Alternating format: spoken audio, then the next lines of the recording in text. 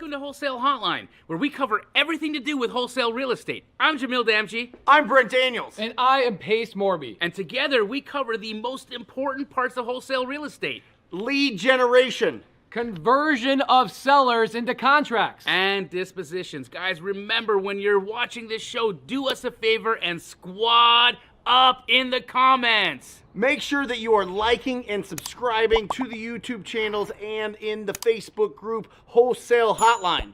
Most important, we want to know we're doing a great job for you and helping you build your business. So go give us a review on iTunes and or Spotify. So squad up and enjoy the show.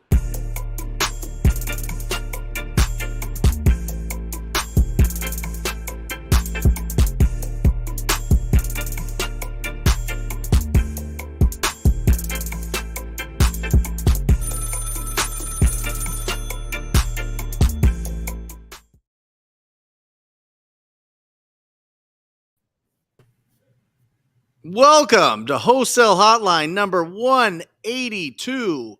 My name is Brent Daniels, Mr. TTP, Mr. Talk to People, joined by the incredible Jamil Damji. Jamil, how are you, brother? Excellent, dude. How are you? You look cozy in your California escape house. It's wonderful. I'm looking out check this out. Yeah. Just right out there is the good old Pacific Blue. I love it. Do you love it there? It's incredible. I open up the sliding door and I got the ocean breeze coming in here. I'm looking at the sun off in the distance. At some point here, it'll set while I'm watching Wholesale Hotline. This, my friend, is a result of wholesale done right. That's right. You know, I was thinking about it today, Jamil. I was thinking about, really building this right from the start, building a wholesaling business up. We talk about having conversations with people that own distressed properties or the people that represent the people that own distressed properties. We talk about making offers. And I was thinking about this. I was thinking about, occasional conversations, occasional offers, occasional appointments brings occasional results. Right. You know what I'm saying? Consistent conversations, consistent offers, consistent appointments brings consistent results. Why do you think it's so hard to be consistent in this business, Jamil? I think the tough part for consistency is an extremely interesting concept. I've been diving into it and really doing my best to understand the mechanism behind consistency and why it's so elusive. And I think what it is because we have misdirected where we place value. I think what's happened is as a society and as just people that we've been trained for instant, very quick result. Everything that we've done as a society and everything that we do that gets big, right? Look at Facebook, look at Google, look at the internet, look at all of the things that we've had in the world that have become massive movements. They happen because they allow the human to get what they want faster. Sure. And because we've trained ourselves to this idea that everything should be available at the snap of a finger, just like our groceries, just like everything else, even love. They got Tinder and Bumble. And, I watched Bobby. He was single for a little while and, he was on Bumble and I'm like, what are you doing? He's shopping for a date. And when I see that, right, I think, okay, well, this is the symptom. Yeah. The symptom is we've been trained to want instant gratification. And I think what we really need to do as entrepreneurs and as people, if we really want a rich and full life, I don't think that the result should be what we obsess about. I think consistency is what we should obsess about. I think that we should redirect where we place value, and value should be placed on those who show up, the person or the situation that can be repetitive, that can be available all the time. What's the best dad? The dad who's always there. Who's the best mom? The mom that's unconditionally supportive and loving. Why? The consistency. Yep. Nobody ever said, I love my random ass parents. No, they love the parent that showed up. Yep. Isn't this a factor of discipline? Isn't it a factor of doing what you're going to say? I mean, I feel like at times, just being an entrepreneur, you have these big, hairy, audacious goals, and then you get like 65, 70% of the way there. And then all of a sudden you get distracted. You get pulled in other ways. You know what I mean? Other things, other opportunities either come into your life, or you just feel like, you know what, I'm good with this goal. I'm going to change other goals. Is that okay? Is it okay to just change goals after you have a big, hairy, audacious goal, or is it something that we should focus on until we get it? That makes us stronger as professionals, as entrepreneurs, as business owners. Or should we just see where things take us? You know, another really interesting thing, because we always when you have a goal, and when you and I both know this, you've hit financial goals how many times, as have I.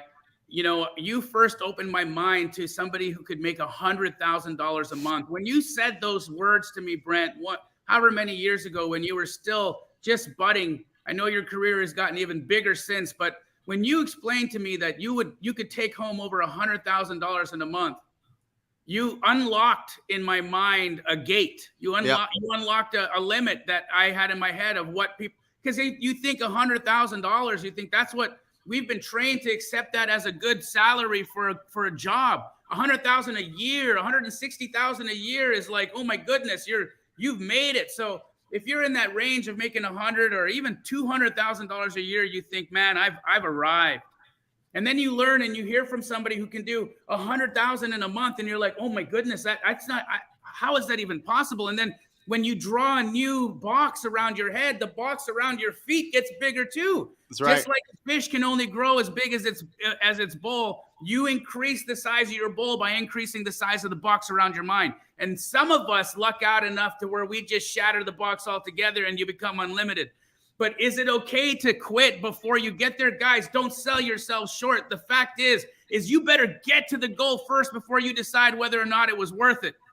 You better get to the goal before you decide whether or not it's worth it, because if you don't, you're a liar. You just said you didn't care about it because you were too much of a wimp to try to get it all the way through. And I'm sorry, I don't want to be rude about it, but I think that if you showed up to Wholesale Hotline tonight, if you've got that fire in your belly, if you want what you want out of life, if you give up on that, not only did you show yourself that you won't show up for you, but you're teaching your kids the same thing. Well, and it's a skill. I mean, it's a skill like anything else. Hitting your goals is a skill. Focus is a skill. Having the discipline to do the boring work day in and day out. I heard from a old mentor of mine. I was just watching some old tapes, some old recordings, and he was talking about mindset. And I had never heard it put out this way, Jamil, and I wanted to get your opinion. But he said, we have to be honest about where your skills are. The level of skills that you have, it will help determine your confidence, which then is essentially interchangeable with the word mindset. So how do you build skills if you change tracks all the time? How do you build the skills of lead generation? How do you build the skills of converting those into signed agreements? How do you convert that into an assignment? How do you convert that into double closing or flipping a property or whatever else? These are all skills. Those are the tactical inside of our wholesaling business. But then outside that, you also have to develop the skills of generating really great talent, of attracting really great talent, of being able to trust really great talent, to be an actual leader, to be able to understand that people work with you, not for you. You know, all of these things I think get lost along in the journey because being an entrepreneur is really tough. I am telling you, you're going to have the highest highs and the lowest lows if you let your emotions run wild. And it is a skill to understand that the most expensive thing in our business is our emotions. Our emotions, I guess, would be the right verbiage. But yeah, they cost you everything. Your emotions will cost you relationships. Your emotions will cost you consistency. Your emotions will cost you the ability to connect with people. Your emotions are what's going to listen. If you, as a human being, you have the power to walk the body. You walk your body, you walk your mind. If you can't say that, if you can't make yourself sit in a seat and do something, if you can't make your mind sit and focus, then you've let your biology rule you. It's the one thing that separates us from all the other animals, my friend, is that we have power over that we get to choose. We get to decide. We don't just move off of instinct and arousal. We look, we observe, and we decide. That's what makes you a human being. So you choose the higher thing every single time. And if that choice is, I'm going to show up for myself today, I'm going to be that man, I'm going to be that woman, I'm going to be the person in my family and in my business that is unrelenting with my consistency. My friends, it is universal law. There's no way to lose. And by the way, you only have to do it one day at a time. Yes. You know what I'm saying? I always felt so much pressure when I was young. I had this, when I graduated college, I was like, I am going to be a millionaire before 30. That's it. I'm going to be a millionaire before 30. I'm going to start a group that's called Millionaire Before 30. I'm going to be a millionaire before 30. And all I was thinking about is all these great ideas that I had and how to do everything except work, Jamil. You know what I mean? Everything. I had all these crazy ideas. I had started a technology company with this super tech guy that I knew. That was a nightmare. And then I started to just try to sell some houses here and there and started to get real creative. And how do you do that for free on the internet? And how do I do those things? And that all went down. And then I was like, okay, well, I'm going to actually start working now. Did some of that for a little bit. And as soon as I got a little bit of money, I was like, oh, now I'm going to go and open up a brokerage and I'm going to sign office leases and I'm going to it's to the moon, but I'm going to do everything that I can to not have conversations and make offers every single day. And it was a huge mistake. It set me back years and years and years. And I had to lose everything in order to learn that there's only, like, every entrepreneur goes through the dirt. Every entrepreneur has to go through and trudge through the really difficult times where you don't want to do it. You don't want to pick up the phone and spend all day getting yelled at and rejected so that you had 2 decent conversations, and which would potentially turn into leads, which would potentially turn into income. But that's scary. It hurts, right? You don't want to go and develop the skills to be able to effectively communicate with the different personality types. You don't want to go through the whole process of unlearning a lot of things that you learned about money and about, relationships and all sorts of things. You know what I mean? It's a lot of hard work. But I'm telling you, all the successful people that I know, at least, and Jamil, give me your perspective and your experience, have gone through and fist fought their way for years, 2, 3, 4 years, barely making it. Boom, multi-millionaires. Man, we see them all the time, right? It's, yep. I mean, even in the communities that we're building, you look at, and there's levels, right? You've got folks that are, they come in and right in the beginning, for instance, I got a community member, Seth Pettit, right? He's probably in the chat right now watching this. In his first 6 months, bro, this guy, he was having a hard time, but the fact is that he just kept putting in the reps, right? He would show up, even though life was it was beating him up. Right. And there was one day I remember he showed up on a call and he was asking a question and I could see his breath. He's inside. Right. Yeah. And I said, Seth, what's happening over there? My furnace, bro. He didn't have the money to fix the furnace. Right. Yep. And everybody in the community is just rallying with this guy. We're all putting, so much just love you, and he's being positive. He's not coming out saying, "Oh my goodness, no." He just shows up with a smile on his face every day, and he just puts in the work. He puts in the work every single day. 6 months go by. Mm-hmm. He's now at his point. He's got 3 deals closed this month. He's got another 2 closing. He's got 5 deals in escrow for the next month. I mean, now that this guy's situation is completely different. He's moving states. He's moving with closer to his team over in Jacksonville, Florida. His entire life. But if he had given in, and like, good guys, it could be 6 months. It could be 12 months. So everybody's different. Everybody is different. But why you have to be accepting of that is because you're going to learn at your own pace. You're going to learn the way that you learn. But as soon as you get it, as soon as you get to that point where you break through that and understand this, right? It's you.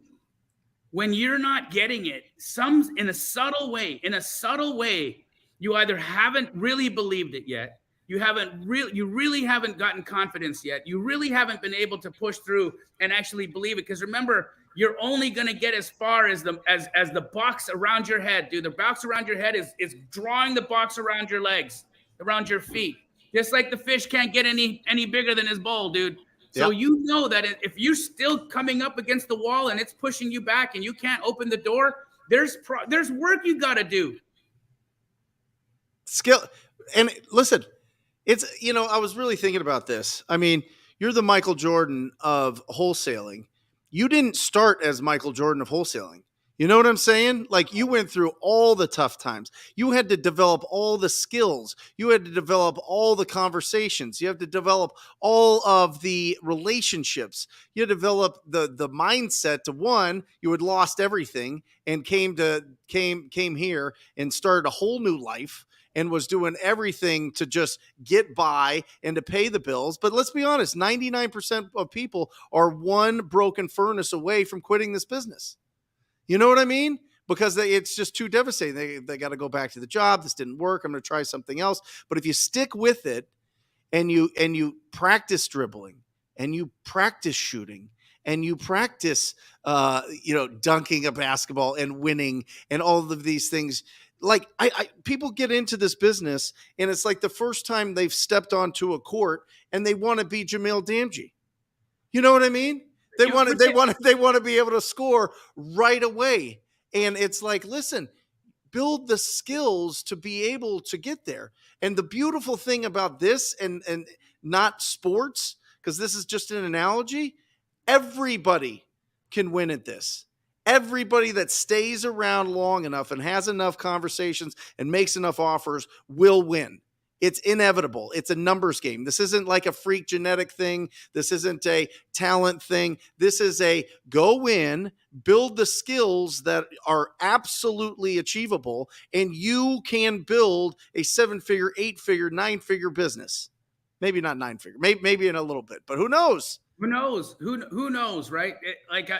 God knows what one day if Keegley ever sells, or if we ever get to that stage where that number is and what that trades at. But I mean, think of that. Yeah. Right.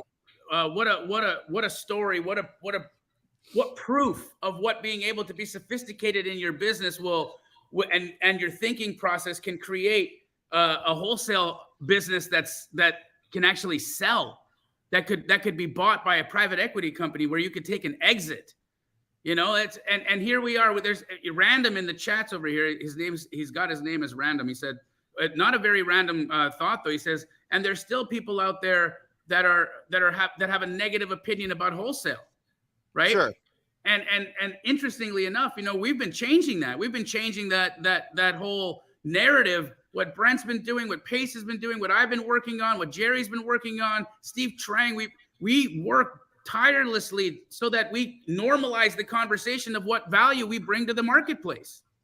And when you guys show up knowledgeable, when you guys show up confident, when you guys have conversations that make sense because you know how to comp, because you understand how to speak to people, when you guys show up for yourselves and do the work and get better and hone your skills, the bigger wholesale and the more sophisticated wholesale becomes to the general layman out there who will inevitably learn what we are either through a contract or through a conversation.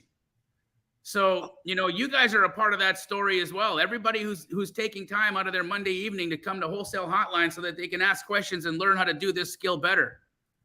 But you said everybody gets knocked. I remember when Pace got that bankruptcy, popped on him. I mean, think about a guy who got you down at that was 5 years ago, bro. That wasn't like 20 years ago. No, look at him now in 5 years. Right. That's less than 2,000 days. Like, what are we talking about? You, ex- this is what I mean. Everybody, like, don't look at what's going on with you right now and say this is your destiny. My goodness, you know, Yep. this guy, he getting robbed for a $1.8 million. I've been robbed for hundreds of thousands of dollars. Brent, negative as well. Couldn't get a bank account. Nope. And now I couldn't get a bank. I had the lowest credit score you can get. I had to send money in that they just sat on and kept because they were worried I would overdraft in 2011. You fast forward 12 years and, I am the bank. You know what I'm saying? Like, I am the bank. Like, it happens. But I had to talk to 45,000 property owners between that day and today. You know what I mean? I had to be able to build up skills that I could hire people that wanted to actually share in the vision that I had for this business and for this company. I had to be able to have the leadership skills and the energy to be able to keep this thing running and profitable and growing. You know what I mean? Like, it's just, we start out and we're playing we're on the court. We got to build the skills, and don't just step on the court and be like, oh, I know exactly what's going on. There's people with unique talents. There's people that have been in sales before. There's been people that have been in customer service before. There's been teachers. There's been nurses. There's been doctors. There's been attorneys that jump into this and get going and start building the momentum. You know how many but everybody's different. Professionals I have? Like, I got a U.S. Marshal in Astro. I've got multiple police officers. Like, you guys think about this. I've got law enforcement. I do business with FBI agents, guys. Yep. And we're talking about wholesale. We have law enforcement in wholesaling. Oh, yeah. I've got a ton of police officers. Very, very normal, very, very reputable way to earn money. This is capitalism at its finest. Yeah. Well, listen, we're just out there finding discounted properties. Like, finding discounted anything has been around since the beginning of time, since there's been commerce, finding discounts and people that want to trade price for something for speed and convenience. That's all we're doing. It's just with property. People will trade price for speed and convenience. We're the marketing engine of this whole industry. We're not selling beautiful houses like Jamil's sitting in right now. You know what I mean? We're not finding, Jamil's not selling that thing at a discount. He's selling it at a huge premium. He's looking at the ocean. He's going to watch the sun go down on the West Coast over the Pacific Ocean. That's bananas. You know what I mean? But, maybe a mile in, there's some properties out there. There's some properties that need some love. You know what I mean? There's opportunities everywhere. All we got to do is we got to match up our efforts with those opportunities, and boom. Now we've got a business, and we're going to screw it up, and we're going to mess it up, and we're going to be imperfect, and it's going to be progress and certainly not perfection, but it is the journey. It is not the destination. The destination's dope. Sitting in a multi-million-dollar beachfront property is fantastic. It's absolutely fantastic. Is. But you know what would be even more fantastic? If this entire boardwalk was lined with viewers of Wholesale Hotline. It can be. Absolutely. It can be. Listen, it's filled with viewers of Wholesale Hotline just in different industries. That's all it is. Yep. We just have our target. We have what we're going after. And listen, I've tried everything in this business: development, fix and flip, be in the bank, wholesale, being an agent, all of these things.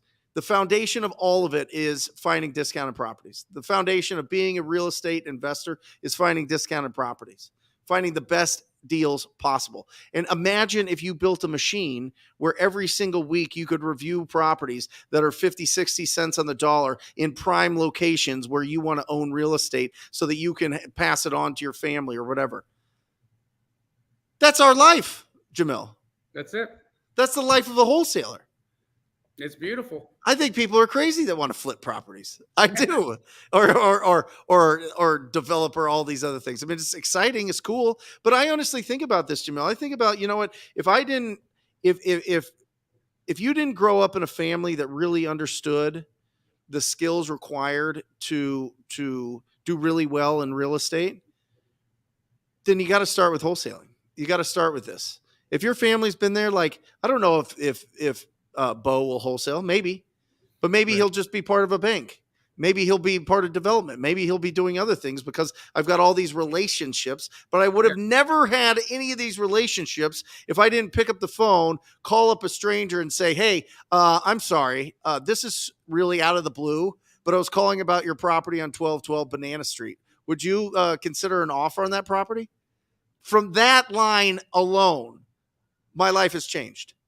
My life has absolutely changed. That and the effort to go out there day in and day out and do the repetitious boredom work of picking up the phone from 9 to noon every single day, every single week for years and years and years and years. And you still have people doing it for you.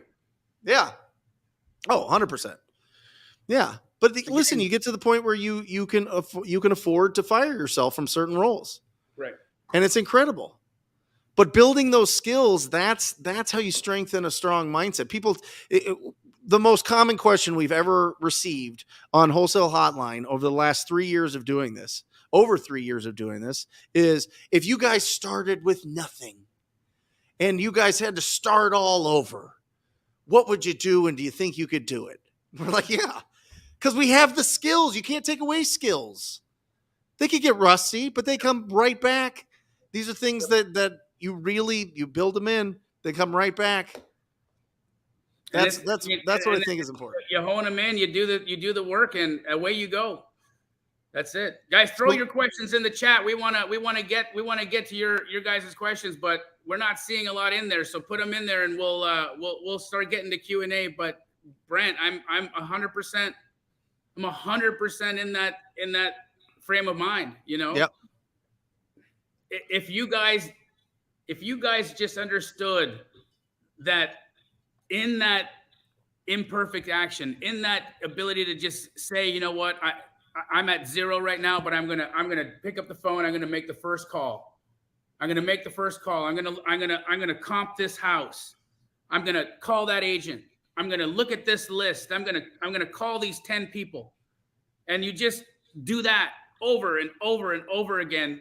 I was walking down the boardwalk in Venice today, and this lady, she loses her mind. She says, Jamil Damji, my goodness, I made $85,000 because of you. I've done 4 deals this year. I quit my W-2 job. I don't even know what to say to you. I'm in shock right now. You changed my life. My kids are, right there and looking like, wow, this is real. I was at Lifetime Fitness, and I was showering after a workout, and this big, huge guy was walking by, and he's like, oh my gosh, Brent Daniels. He goes, this is super weird that you're in a towel right now, but I just closed a massive deal. It was like $57,000. And I was like, oh, that is incredible. That is absolutely incredible. I mean, I'm wearing a towel, and I had to go obviously put clothes on. But I mean, listen, this business is simple. We're complicated. Entrepreneurs are complicated. We're looking for the path of least resistance, but we're not water running downhill. We're not. You know what I mean? The more challenges that we get up front, the more that we're water running uphill. You know what I mean? The better we are. The stronger we are and the longer it lasts. You see people come in and they're shooting stars. They're boom. They're like rocket ships. And then they burn out in the year, 1.5 or 2. And it's just because the skills weren't developed. It just happened too fast. The skills of leadership weren't developed. Skills of delegation weren't developed. Business management wasn't developed.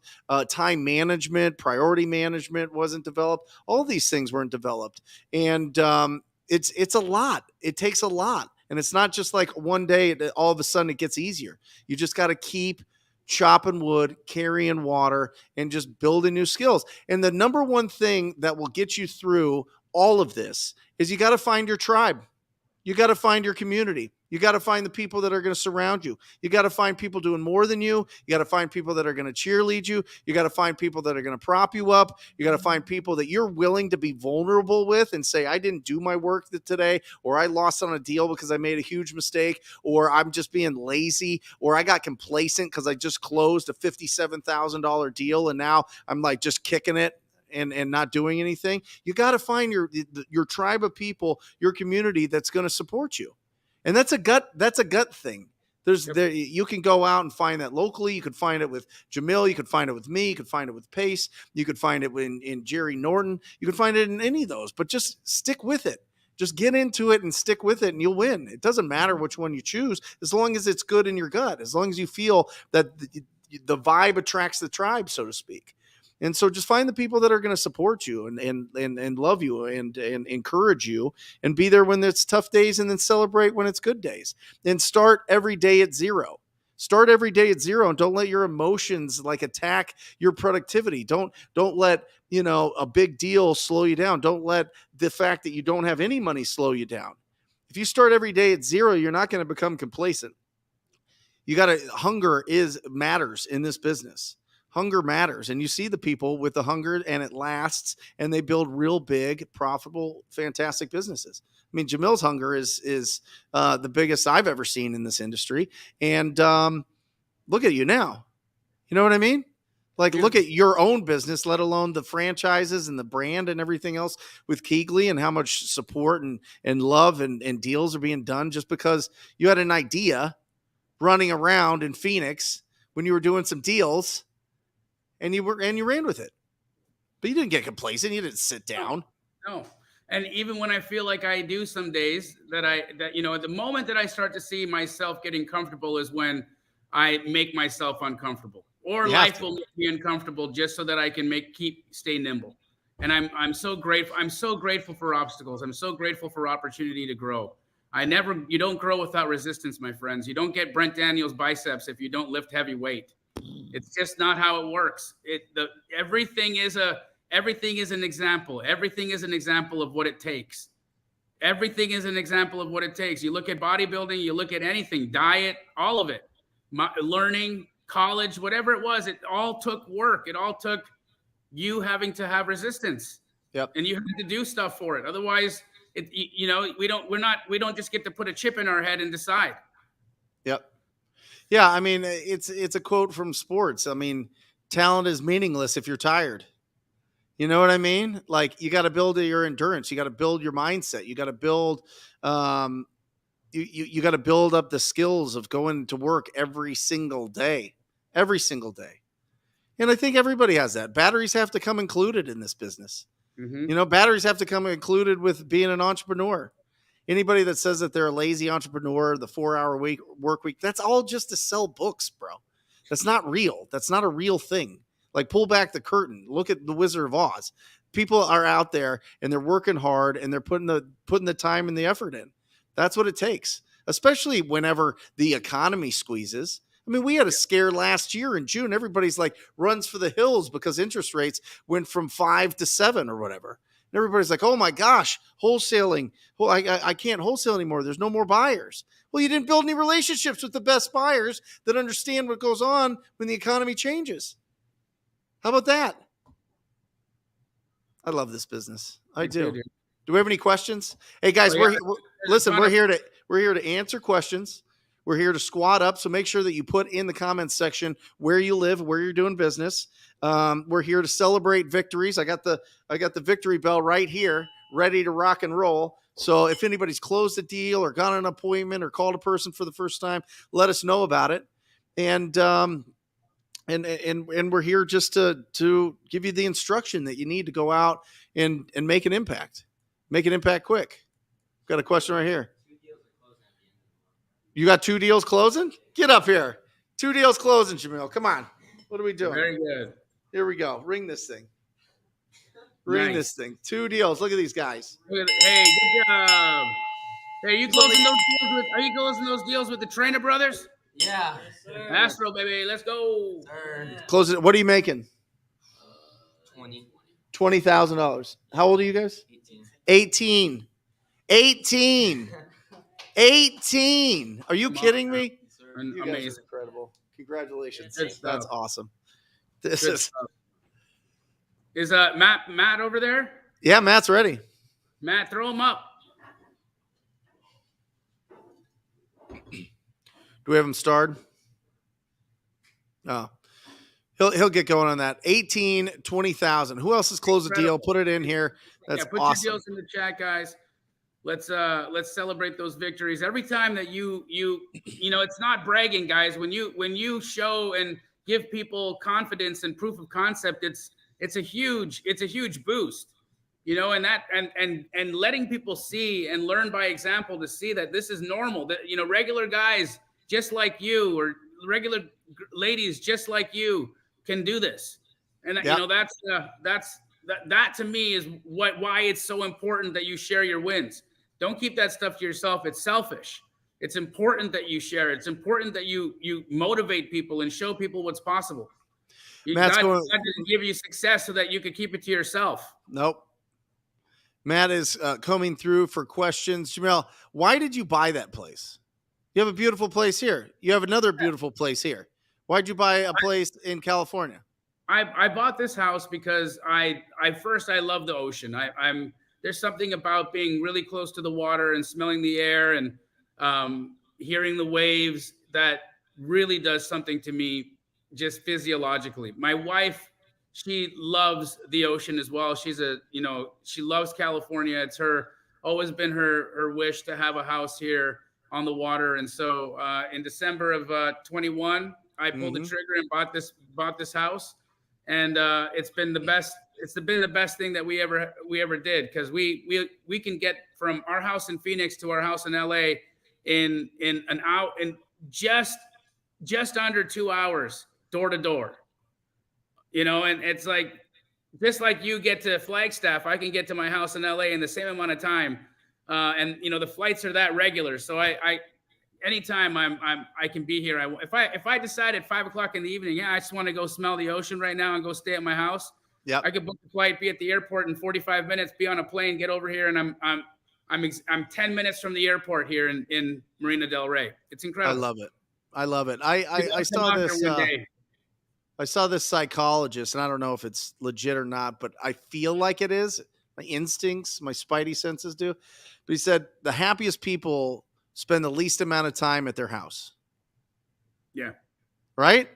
And I'm not saying like traveling, but I mean, that's why I really get a lot out of having a cabin in the woods, because something about just sticking around my house every weekend all the time, it just, I don't know. You know what I mean? And just being out and about and just adventuring and just changing scenery and not just falling into a certain routine, Right. I think has been really helpful and strong in my life and certainly my kids and Aaron's life as well. So I totally get it. I mean, I totally get it, and I think that's interesting.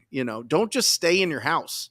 Don't just close the blinds, turn on the fan, and like stay in front of, a TV all the time, entertaining yourself. Like, go out, do some things.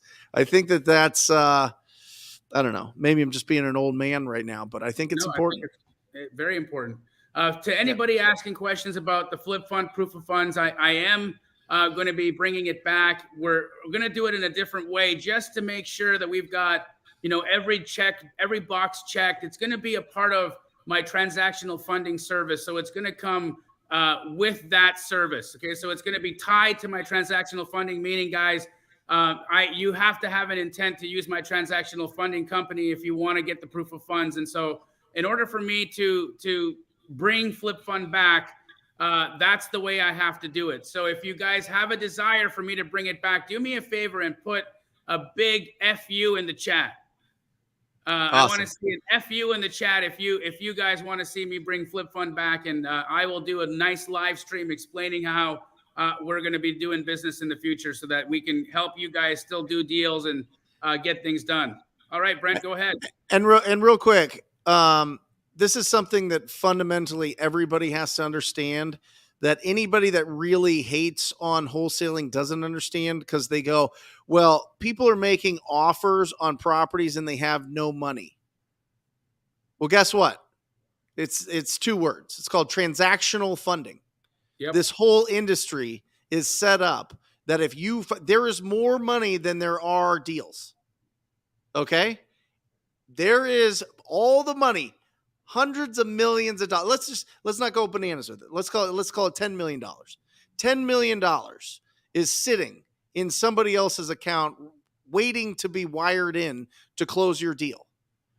So you're a buyer. What you decide to do with the property is your choice. You can flip it, you can hold it, or you can assign it.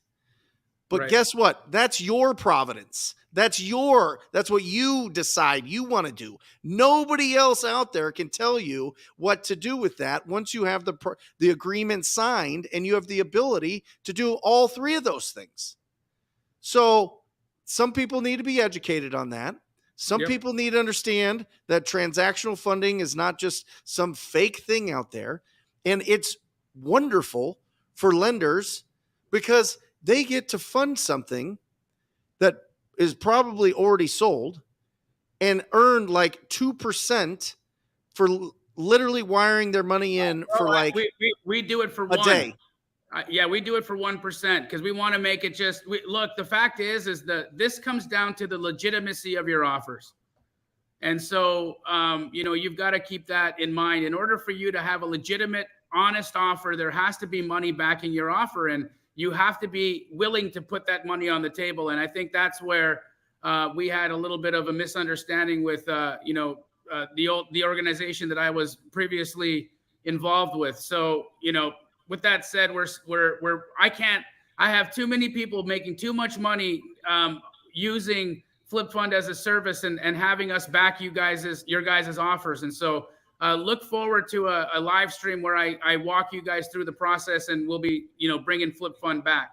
Yes, Awesome. This is a live show, guys. You just put your questions in the chat, and we're going to get to them. We're just looking for them. People think this is pre-recorded. Yeah, random ask. Right. Hey, question: at what point should I stop analyzing a deal and move on to the next one? I know I gotta know my buyer well, but how do I know when I'm wasting time on analyzing a deal? You're never wasting time analyzing a deal, ever. You should always be looking at it. But here's the thing, random: if you're looking and analyzing a deal that is in the boonies where there's no other there's no other houses, there's just no action, there's no activity. There may not be a point to analyzing that one because where you're going to find a buyer. If you're looking at a house that's beautiful, completely remodeled, and it's not a creative deal, you can't get some kind of owner financing or subject to financing on it, there's no potential there. So that's when you would be wasting your time analyzing that deal. If you're looking at, I got somebody message me today and say, hey, Jamil, I got a lead on a $48 million mansion rehab in South Florida that needs $15 million in renovations. I can't do that deal. I don't know. There's a handful of people in America that do that deal. I focus where the volume is. So random, I think what you got to think about is how is the deal that I'm analyzing right now in an area, or is there potential here? Is this where people are doing business? And if that is, then of course, analyze the deal. There's never a reason why you shouldn't be doing that work. Well, listen, there's a difference between a deal and a lead. Listen, guys, if you're just randomly comping a house that you saw that's ugly for practice, fine. That's okay. Do that after you go and talk to the property owners.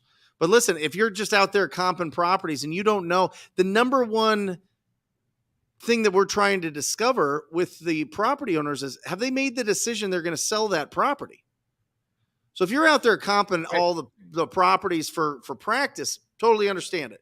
You want to build that skill, totally understand it. You want to take that to the next level, have a conversation with the property owner. They say, yes, we do want to sell the property. What's your offer?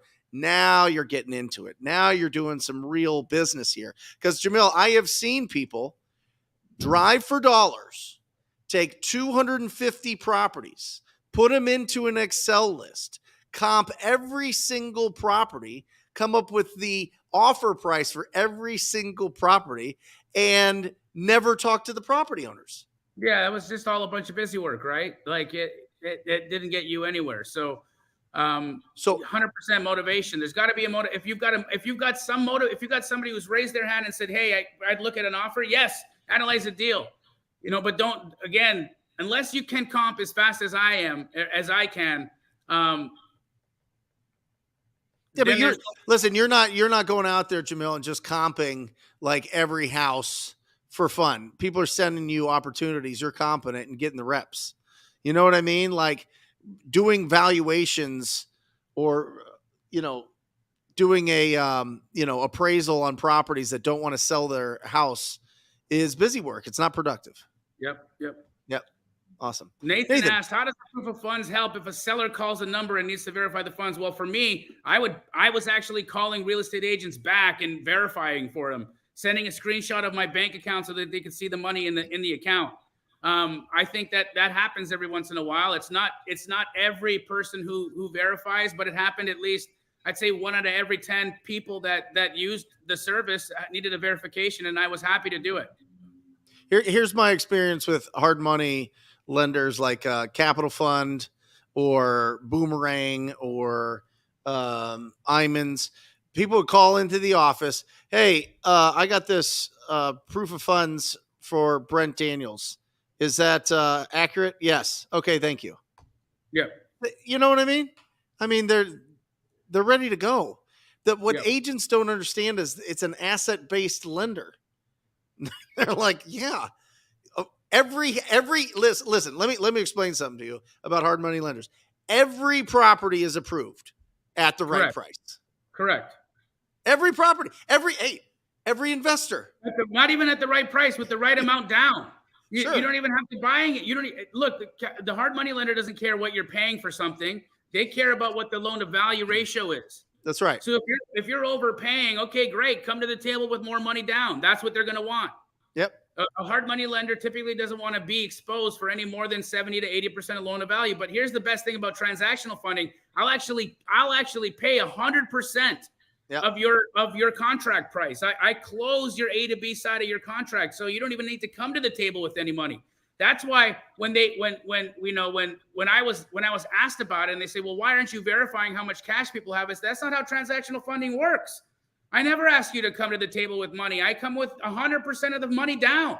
But isn't that risky for you, Jamil? Why would you take that risk? You've got it sold. You've got a B2C, and I've got the earnest money verified at the title company. There's no nothing. And again, this is why I make money. Why do you think if there is a risk and your buyer doesn't close? Okay, well, you know what? That's why I've been collecting 1% every time I do this. So if I end up having to close a property and having to do something, I'm also the biggest wholesaler in the country. If we close a house, guess who's probably going to be able to sell it? You, my friend. Well, think about this. So people, just to make this very clear for people that are just starting out, A is the seller, the owner of the property. B is you. All right. C is your cash buyer. What Jamil's saying is he will go and fund this transaction between you and the seller, knowing that you already have a buyer that's ready to pay more for this property. But you want to close on this because it's a big spread, because the seller doesn't want you to assign it, because you just don't want to assign it. Maybe you're in a state that requires a real estate license to assign contracts. Whatever it is, maybe it's just a personal choice. I'm going to close on deals so that I could show people later that I buy and sell properties and know how to find deals so that they will lend me money someday, be my private lenders, so I can go and do other things in this business, whatever it is, right? Yep. Jamil, for having somebody on his staff wire in money into that title company after verifying that it's a real buyer and they have non-refundable earnest in there, gets 1%. So let's say it's a $100,000 loan. He gets $1,000. Let's say it's a $300,000 loan. He gets $3,000 at the same day. The buyer, number C, your cash buyer, is coming in and paying off that loan that he just gave you. So literally, for an assistant to verify these things, or somebody, whatever, a manager to verify these things and send in a wire that costs $35, he's going to get $3,000 that day. Listen, this is why there's more money than there are deals, guys. I'm just telling you. Jamil's not the only one. A lot of successful people in the real estate business out there. There's lenders, there's transactional lenders out there who charge 3% and they're busy. Oh, booked. They're out of money at 3%. I can't believe you're doing it at 1%. That's bananas. That's absolutely banana. You could easily go 2.5, and still make it a smoking deal for somebody. Yes, sir. Imagine you couldn't get a deal done because the seller didn't want you to assign the deal, but it cost you $2,500 to get a loan for a day to be able to close it and be the cash buyer instead of giving. You know what I was giving up, Jamil? To do transactional funding, 50% of the deal. 50% of the deal back in the day, that was the deal, right? 50% of the deal with private lenders, private people that I knew to be able to close these deals and get it done. I didn't have the cash. Right. They wanted 50%. And Okay, at that time, it was worth it for you. Good. And I loved it. Yep.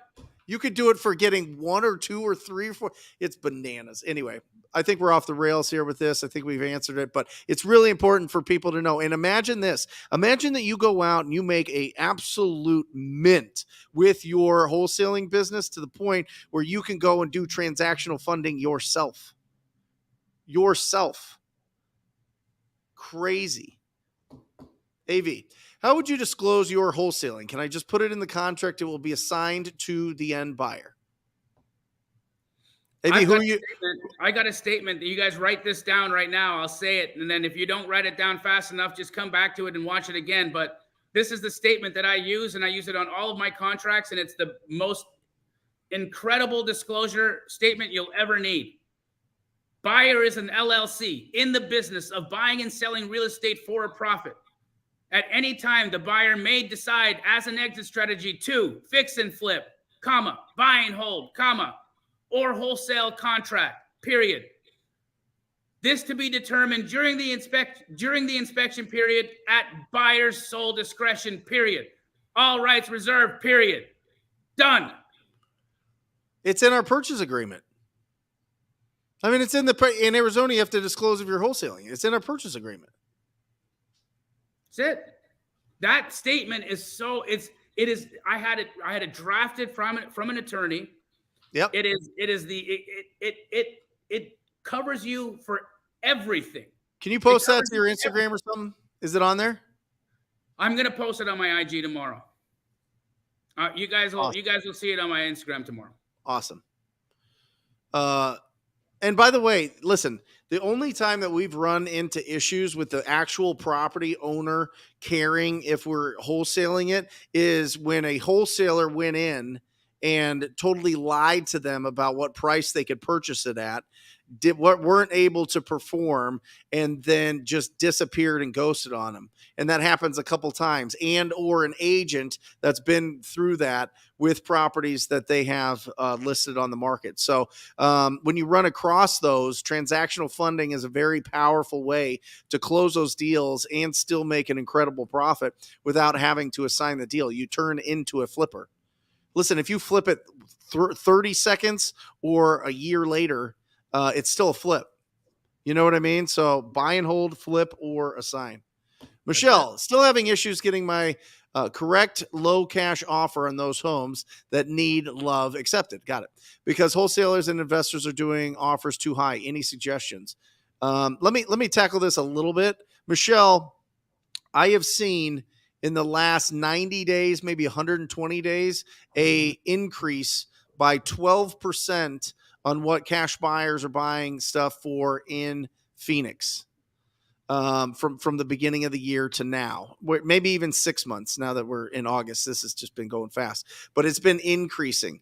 So one, really talk to your buyers and see what they're willing to pay for it. And two, if you're in a bigger metropolitan area, you probably need to increase your offers.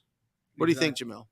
I think 100% that's what's going on. I want to just say, Michelle, when you say you're having an issue getting your low cash offer right off the bat, I think the energy of what you're putting out there is a low offer. Michelle, you're supposed to be paying up to 100% of as is value. Remember, we don't steal equity. We're not offering too low on the property. We're offering what the property is worth in its current condition. Our assignment fee comes from our buyers, not from the equity of our sellers. Yep. So I need you to flip the mind around here. You're not offering low. You're offering as much as you possibly can for the house in its current condition. So that being said, I think you're not trying to offer more. You got to look and see what is the most that I can offer on this and still do a deal. So yep. I would say that you really got to get to the bottom of the energy of what you're trying to put out there, my friend Michelle, because I think you probably are coming in too low. I think you should watch my Comp Fu challenge I'm going to be doing, where I'm comping properties, and I'll be helping you guys for 2 days straight comping. My goal is to comp a couple hundred houses during that challenge. And I'll be giving all of you guys buy numbers so that you guys can understand how much you can offer agents on these properties. And I'm going to give you the reason why I would use that number. So come show up to that challenge, Michelle, and learn where you're going wrong. I'd love to see you, sister. Yeah, we're not stealing equity. We're giving potential equity to an investor. That's it. That's all it is. And the more that you can recognize potential, the more that you could recognize what the exit strategies are for your buyers, the more you're going to make. Because, and I talk about this deal all the time, but there was a deal that Jamil and I did probably 4 years ago. And I thought we squeezed out everything on this deal. I mean, everything. It was I think we made like 24 on it, and we were feeling great about it. We're like, holy cow, Keegley's over their skis with this price. This is crazy. And then you sold it to somebody that wanted to live in the neighborhood. Yep. Next door was like the family member. He had cash saved up, way more cash, and was a contractor. So it like all the things aligned, and you guys made an additional like 30,000. Yeah. And I'm like, holy cow, this is absolutely incredible. That's just it. You never put your mind inside the mind of your buyer. You don't know what they need it for. Yeah, don't think for them. Like even for me right now, I'm looking for more property in the neighborhood that I live in. I want to buy my entire neighborhood. I don't know why, but I want to. I want to choose my neighbors. And so I'm willing to overpay in my neighborhood because I'm looking to buy the block. I want to own the whole street. Yep. That's because I'm the end buyer, I would pay more than what the retail market would pay. That's it. Yep. Porch View Properties said, just asking who due diligence falls on during the inspection contingency period. Is the wholesaler supposed to do that, or is my cash buyer? Oh, wow. What a great question, Porch View Properties. So really love it. I think in reality, Porch View, both of you should be doing some form of due diligence on the property. Now, here's why it's important that you and potential buyers be doing it. First, if you're looking at this as the wholesaler, but you may actually purchase the property, well, if you're not only a wholesaler, if you're also a fix and flipper or a buy and hold person, you're going to want to have an understanding of what is going on in the property regardless. But let's just say you're only a wholesaler and you don't want to buy the house to own the house. You only want to buy the house to flip it. Okay. Well, maybe during that inspection period, you send an inspector or send somebody over to look at the general condition, and you uncover something materially different from what you had actually thought you were contracting when you were described the property through the MLS or from the agent, and you uncover something big like a foundation crack or really extensive termite damage or unpermitted additions, whatever those things might be. You now have within your hands the ability to renegotiate. So imagine now if you're in contract and you're doing your due diligence and you send a buyer out there to look at the property and they're doing their due diligence and they're the ones who alert you to the fact that something happened. Well, here's what you can now do. You can say to that buyer, okay, well, knowing now we have a foundation issue, what would your committed cash offer be? Well, I now would think I'd need to be at 150. I'm just giving you an example. I need to be $20,000 less than what you're selling it for. You were asking 170. I need to be at 150 now. Well, now you can go back to the seller. You can go back to the real estate agent and you can say, foundation crack. Here's the inspection report. I need a $20,000 renegotiation here or I can't move forward. Now, if they agree and your buyer agrees, guess what? You just re-engineered the deal during the deal. Which is why Porch View, it's important that you do due diligence as well as your buyers or potential buyers do due diligence, because it gives you both the leverage necessary to renegotiate should that be the path that you need to do in order to get the deal done. Perfect. Yep. Don't let it slow you down. Get in, find out. Don't try to be a contractor on every deal. You know what I mean? Because it'll drive you crazy and you're working on skills that you don't need for this. But it's good. Jamil crushed it. MJJ Smooth Criminal. Brent, how often do you wholesale on market properties versus off market, and have you wholesaled a portfolio? Oh, I love this one. 99.9% off market. On market, I just don't. I think that there's some really smart ways to go about getting deals on market, and I think if you're consistent with it, you can definitely get deals on market. I've just always found that bigger deals were found off market in my experience, because I've tried to bring on somebody on staff to just make offers on market using Privy, using these other incredible tools, and it definitely works. It just wasn't a focus into my business. Probably something that will add later down the line, but just we like deals that nobody knows about, and so yeah, that's how I built my business.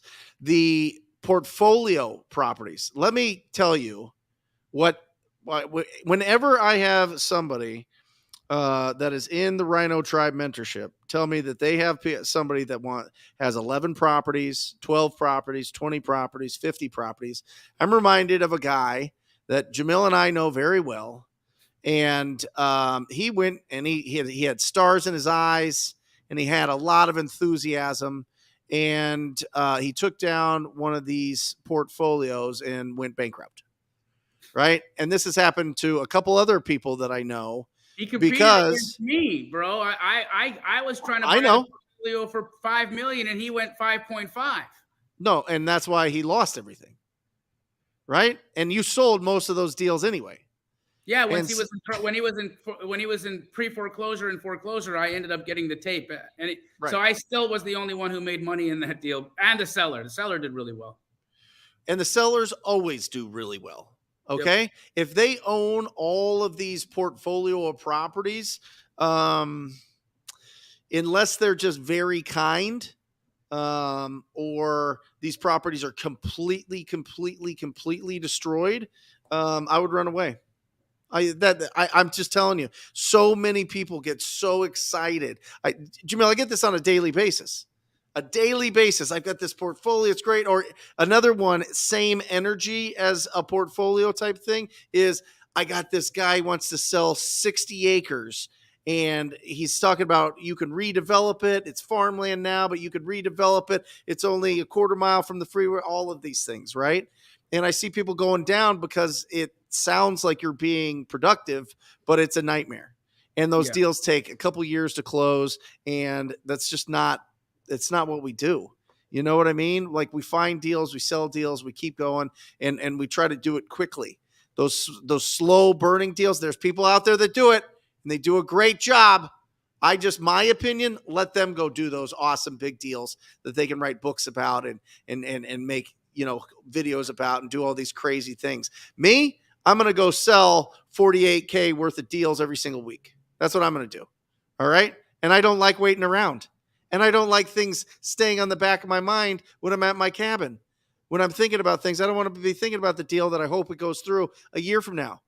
And so portfolios and land splits and land development, yes, people can make money on them. Most don't. Most people that make money on them are the sellers, because they've owned it forever. My philosophy on those, Brent, the portfolios and the pieces of land and whatnot, I say, look, as long as you have the discipline to only give it as much time and attention as you would a single house. Yep. If you are going to give this portfolio more time and more attention than you would a single deal, you're gonna completely F yourself up, because you're gonna get myopic about it. You're gonna get obsessed. You're gonna forget everything else, and all your stuff's gonna go down the drain. Because just like Brent said right now, they don't close as often as a single family house, because there's only a handful of buyers who do deals like that. One of my students, Todrick, just did one. He just sold a huge portfolio in Michigan to a hedge fund, made $200,000.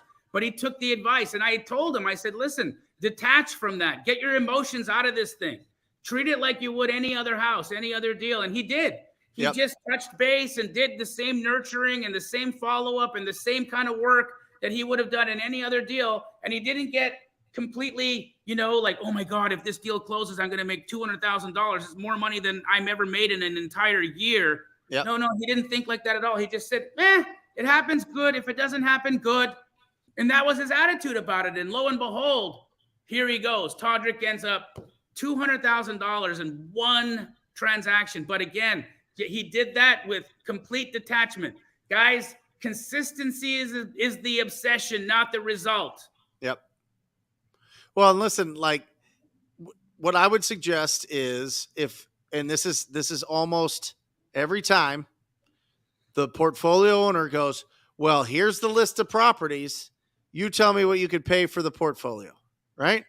Take all of them, add them up, times it by 50%, and say that to them and see what the response is. Just do that, because every property in there has to be a deal.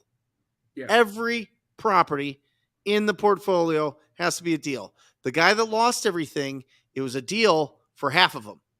The other half sunk him. Yep. I mean, and we're talking like the prime time, hottest part of the real estate market in a while. And this dude's giving properties back in foreclosure. I mean, it knocked him out nightmare of the game for him. like 2 years too. He's back around now doing something completely different. I don't even think he does wholesale anymore. I think he's in the Airbnb vacation rental space. And, he seems to be doing much better and happier and whatnot, but it took a lot out of him. I mean, it knocked him out of the wholesale game. Yeah. Yep. Awesome. Mikkel Wheeler. Do you ever feel like you're burning out your lists / data? I'm realizing we're starting to call the same addresses over and over. Well, so we put all of our data into batch leads, and so it stacks it. And so we make sure that we understand if they're on multiple lists, which means that there's multiple layers of distress. And the more layers of distress there is, and they're stacked, the more we're really focused on those properties. So that really helps out. But if you're in a smaller area, you're going to have to expand your area at some point. If you go through your list twice and there's no more, you're going to have to expand. Now, listen, there's little knobs and things that you can turn to change it up. You go, oh, well, I'm only going after properties that were built before 1990. Great. Now go for all the properties built from 1991 and older. How about go for those? I'm only going after tired landlords. Great. Go for owner occupied that have equity, that are over 65 years old and they have multiple levels, right? Jamil loves that one. How about, there's only a certain amount of vacant properties. Great. There's only a certain amount of pre-foreclosures. Great. What about land? What about multifamily? What about some of these other lists? So you can squeeze out a lot. The other thing that I see a lot of people having problems with is they go out and they buy cheap data. They get skip tracing at 2 or 3 cents an address. And then they go and they hire somebody for $3 or $4 an hour to hammer through it with absolutely no skills, no skin in the game, no ability to, basically you only find a deal if it's an absolute laydown. And then you burn through all your data and your lists extremely fast because you have somebody that is way underqualified to make any calls to anybody about anything, especially about their properties. And you're using cheap data. So you're like, okay, well, I got these addresses. I'm just not getting any results. Usually it's the skip tracing. Usually it's the talent. And the other one is when you go 10 lines on a speed dialer. Like you should never do more than 3 lines or you just burn through, and it sets you up for failure because you hear no so many times and so quickly that you get conditioned for it. And it's like a natural reflex that you're thinking people are going to say no to you. So slow it down, triple line, great data, pay for the data. It matters and it's an investment. And, freshen up your list, pull bigger lists, and call them yourself. If you've never done a deal before and you're hiring a VA to make your calls, you might as well just take all your money and just burn it. I'm serious. I'm going to just get this VA off of this website and I'm going to strap them to this dialer that I saw on YouTube and just let them loose. You're just completely wasting your time. You're not even trying. You're not even trying to build skills. You're thinking like it's a cheat code. It doesn't work. It doesn't. It never really has, except for there was big companies about 3 or 4 years ago that had 20 callers at $3 an hour just going bananas. And they had a sales manager training them all and going through all their recordings. And they were able to do some deals. And then they all transitioned to text message marketing. And that went down because the carriers caught on. And now there's still like remnants of, I'm not going to do anything. I'm going to just hire a $4 an hour person to to negotiate and find deals that are going to make you 10, 20, 30, knock it off. You pay $3, you're going to get $3 in results. You're just wasting your money. I'm not talking to you, Mikkel. I'm talking to the whole industry as a whole. I'm just standing on my soapbox and letting you know my experience. Awesome. Cyrus Julian said, what's your opinion on working on market MLS deals where there's a ton of multiple offers, some as high as 20 plus? Should I switch to off market direct to seller or find another market? Thank you. Cyrus, so here's what you're doing right now is you're going after freshly listed properties in a tight inventory market. Are there opportunities there? Yes. Are you going to get them often? No way. You're going to do a lot. If you're going after freshly listed properties, that's stuff that everybody's seeing and everybody is offering on. What I prefer to do, Cyrus, is I prefer to do my on-market deals on stuff that's been sitting 30, 60, 90, 120 days on market. That's where I have an opportunity to negotiate. That's where there's motivation. That's where there's properties just sitting stale. The real estate agent didn't take their initial offers or whatever happened in the beginning. Now the property's just sitting. Now I have an opportunity to go in and negotiate. The other part is, Cyrus, is that when you're dealing with on-market properties, there's a mentality for the buyer. The buyer needs to see that you brought something of value to the table. So if you're going to go and bid a property up when it first gets listed on the MLS, and now your offer is accepted $20,000 above MLS list price, okay? So then you still have to make a profit on it. So then you add $5,000 or $10,000 on top of that.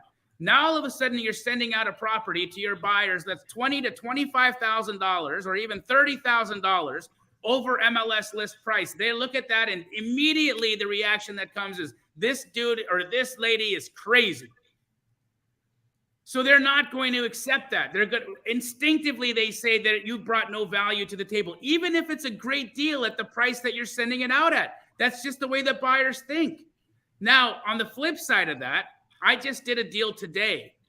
We had a property listed on the MLS at $799, got it under contract at $700, sell it for $719, $990.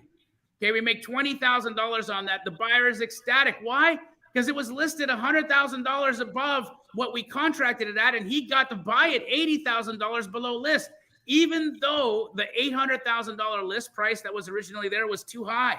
The perception of value was there. So the buyer was willing to actually dive into the numbers and look at it to see if it was an opportunity that he wanted. So you have to think about the way your buyer is viewing it. What are they going to think? Because ultimately, they're the ones coming to the table to take the house off your hands. Unless you want to buy it, Cyrus, these are the ways that I do my on-market situations. Yeah, you got to negotiate the higher price down. I mean, that's it. And if it pops, the only other thing that I've seen, Jamil, is when a property hits the market and it's a smoking deal and there's multiple offers and blah, blah, blah, blah, blah, and somebody gets it under contract and then can't perform, and you go in and put backup offers on these. There's some potential there. But again, there's also just, you got to have other sources because Matthew Justice just said, I'm selling a deal $200K above list right now. Yeah, that's not the norm, right? Matthew probably has a great deal, and he probably is working with a buyer he knows really well, a buyer who understands that market and that number. It doesn't faze him, right? So yeah, if you have really specific relationships where you can get away with that stuff, by all means do it. But Cyrus, you got to look at this in terms of the masses, right? Don't let someone's one-time experience being able to sell something much above list be a reason why you're going to put a bunch of time and resources into chasing on-market deals above list price, and you're just going to be spinning your wheels and your tires there, running up a fool's errand. I don't recommend that. What I told you to do when I first answered this question is how you do the on-market stuff. Beautiful. Awesome. Raza.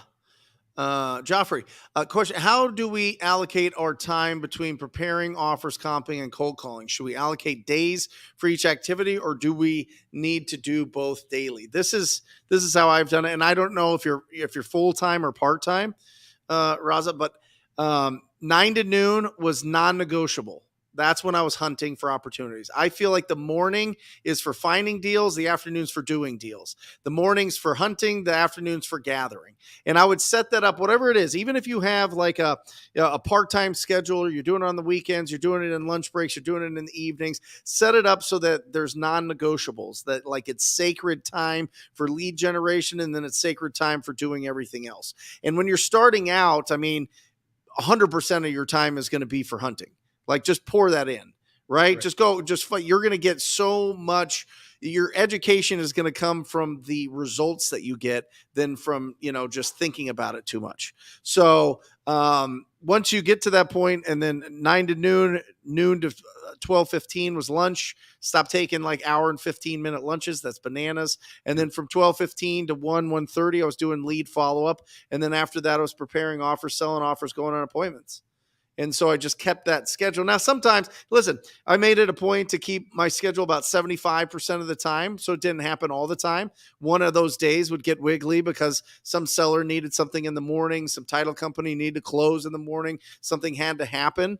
But 75% of the time it was sacred, it was non-negotiable, and I just set it aside. And if you just put it in place, just look at your schedule and custom fit it, find the nooks and crannies in your schedule. Or if you're doing this full time, just take that schedule and hunt in the morning, and in the afternoon, gather. I love this question from Chris. He says, he's planning on joining Astro next week. Awesome. But he said, what do I think is the best way to get consistent deals after 6 months of nothing happening? Chris, if you've done 6 months of nothing happening, I can tell you this. You want to know what the best thing to do is? Something different. I'll see you on Tuesday. There you go. Go ahead, Jamil. To yours says, what kind of deal do I fund? I'm new to wholesaling and haven't considered it until just now. If it's a stupid question, then ignore it. Of course, this is not a stupid question. What kind of deals do we fund? Well, we fund the purchase of a wholesale deal. So to yours, what we do in wholesaling is we find opportunities in real estate deals. And sometimes these opportunities are in the form of a good fix and flip opportunity. Sometimes it's in a good development opportunity. Sometimes it's a great rental opportunity. Whatever that is, there has to be some potential for somebody to make money on it. Now, if I can find an opportunity where somebody can make money on a real estate deal, and I put that opportunity under contract, and now I have the right to buy it, right? Now I can sell my right to buy it. But here's what it is, too. In order for your offer to be legitimate, there has to be some money backing your offer. So what real estate agents ask, and sometimes sellers ask, is for a proof of funds. They want to see, do you have the money to close this deal? So what I do for you two is I close the deal for your contract. So I'll actually come to the table, I'll close your purchase, and then your buyer will buy the deal from me the next or the same day. That's what I'm funding. I'm funding the transaction so you don't have to come to the table with money. You just put the deal together, and then all the pieces get put together for you. Now, of course, there's a small fee for doing that, but 1% of a $10,000 fee or a $20,000 fee is nothing. Considering when you're 1% of a deal, when you're making 10 or 20 grand, it really is just, it's a drop in the bucket. So when it's necessary and you need the help, we're here for you. Awesome. The real honest investor. Brent, how often or what percentage of your deals come from pay-per-click? Can you break down your leads, referrals, bandicides, cold calls, door knocking? Yeah. Pay-per-click, I think we're just over 400,000 for the year. That would be, we're at 1.3 for the year. So you can do the math there. Text message marketing and calls are the other ones. I get very, very little from TV ads, but they're starting to pick up.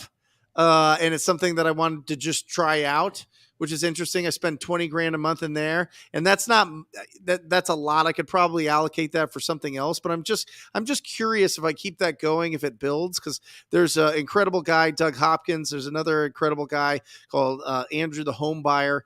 And they do a great job here, and they get a ton of deals, and it's a really interesting process that they're going through. So I'm just expanding and doing that type of thing. But my three biggest and they're pretty even, or pay-per-click, text and calling.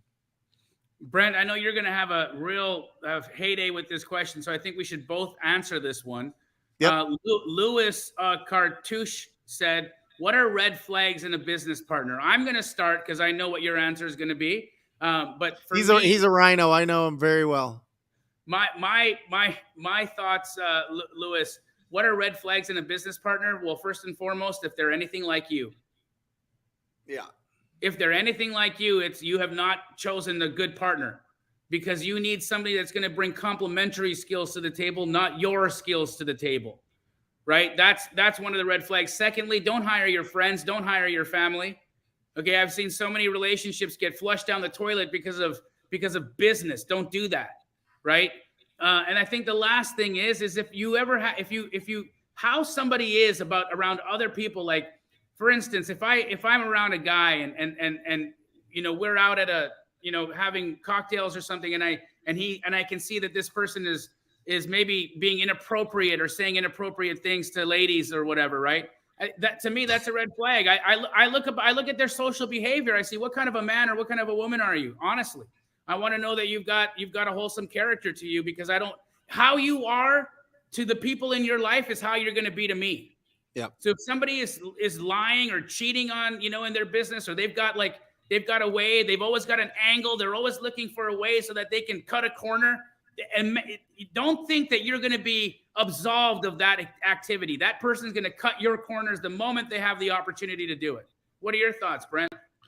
Yeah, I think there's one question to ask. If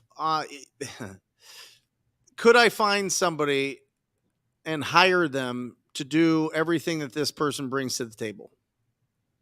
If the answer is no, then you're going down the path. And I know that that's not the question here, but that is, I've just found in my experience that you should just be hiring people and treat them well and make them rich inside your company, but they're not your business partner. If there's intangibles, if there's just things that they can do that you can't, and you can't hire it, and you're just not going to get that level of talent without giving ownership, then rock and roll. You know what I mean? And I think Jamil has way more experience than I do in that. So listen to exactly what Jamil said. But Luis, I know you.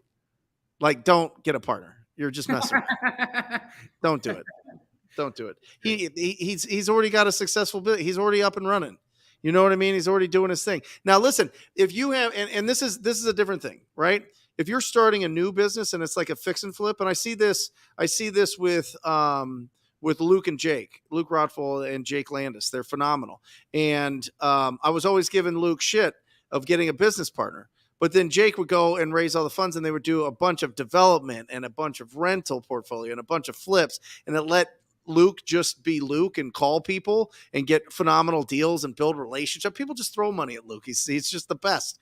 But he's not the most organized. And so Jake's got that whole side. He's got a bunch of relationships. He's got a bunch of things that he brings to the table to be able to run that the other businesses. So it just depends. I mean, if you're going to start multiple businesses, then sure, maybe there's something there. But I think for your wholesaling business, you can rock and roll. Unless your vision is to start like a franchise, like Jamil has done.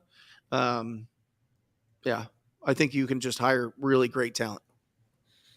Great. I mean, that's a great point. And I think the other thing too is be really careful that you don't want a big company for the vanity of wanting a big company, man. I see that's a thing, right? Like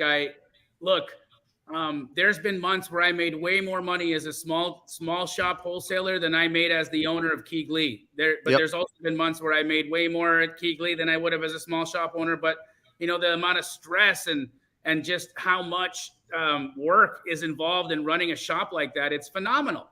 It's so much work, brother. It's like it, and then I look over at my buddy Brent and I see, he's got an office with a few good buddies and a really strong glue style office manager who whips everybody's butt if they get out of line. And and I see that team, how they're cohesive and how they work together and he said it right up. He makes them rich. He pays them so well, they'd never think about leaving him. He's never worried they're going to go do their own thing because they're loaded because of Brent.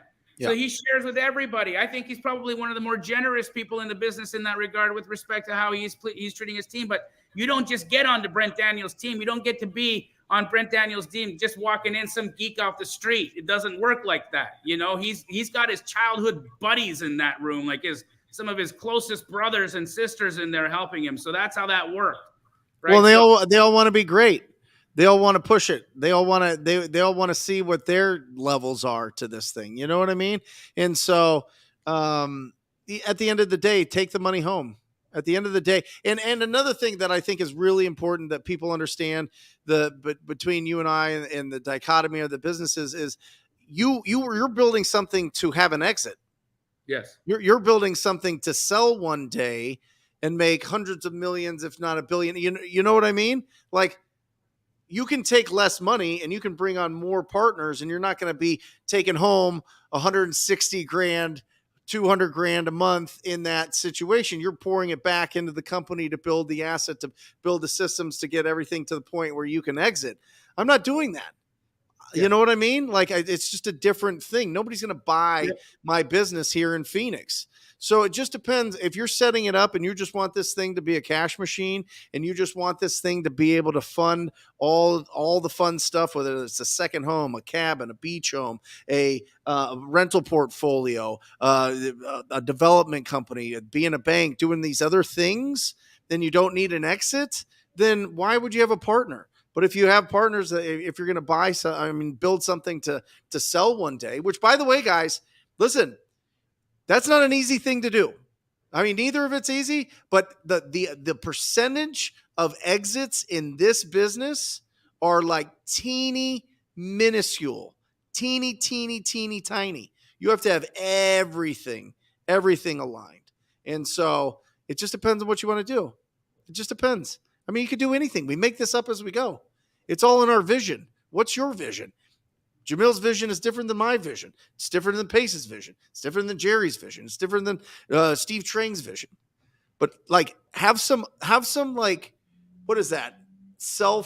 What is that called? Awareness. Yeah, self-awareness. Have some self-awareness. You know what I mean? What makes you truly happy? You're going to die. You're going to be dust and bones. And in 3 generations, nobody's going to go to your grave ever. I'm just telling you. We should change the name of Wholesale Hotline to "You're Gonna Die." So get to work. Get to work. I mean, listen, with enough time, people will stop visiting your gravesite. So what are you going to do now? What are you going to build now? If you have a big vision, if you have a big goal, go bananas. Don't let me or Jamil or anybody influence you. Just go bananas, but just have the self-awareness to know, do you have what it takes to go and do this side or that side? Do you want to go build something that has a big exit, or do you want to build an ATM machine, a cash machine? It just depends. It's awesome. Great show.